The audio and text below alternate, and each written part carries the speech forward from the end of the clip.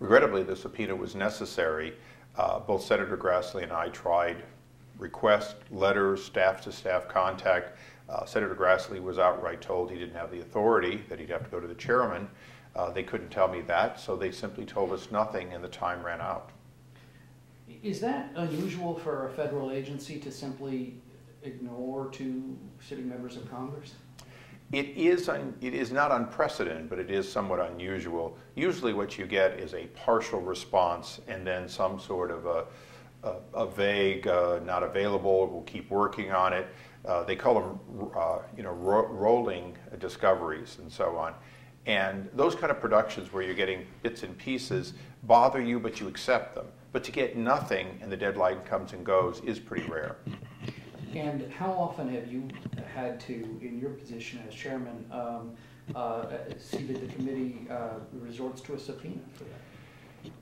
It's only about half a dozen subpoenas we've issued, and several of them have been specifically requested by the entity so that they would be covered against litigation, or by the individual so that there wouldn't be any retaliation.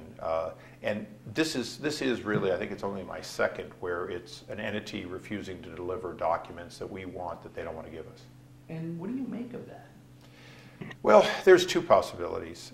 One is that they don't know where their discovery is going, they don't know where their investigation is going, and they don't want us to have any idea until they can say we've handled it. The other one, quite frankly, is that they simply want us out so they can figure out how to pin the blame on.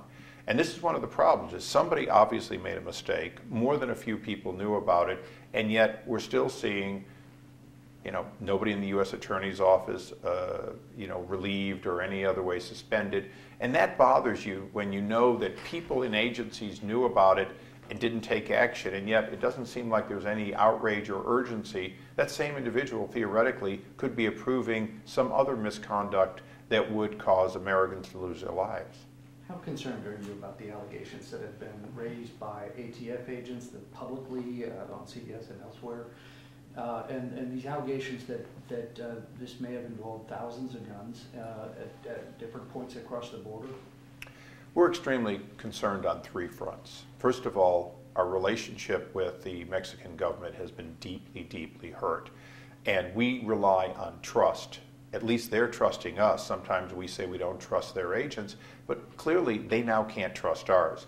Secondly, the loss of American lives is clearly something that could have been avoided if this had not been so botched. And lastly, the failure to be forthcoming tells us that there may be more incidents like this around the country over time. And whether it occurred on this president's watch or the previous president's watch, it can't continue. And my last question is, how confident do you feel that you're going to get answers that you are seeking? The American people will eventually get answers, because certainly I'm somebody who does not let go of the teeth once I get into it. But the delay causes me to believe that we're not getting the results, which is a change America deserves, sooner.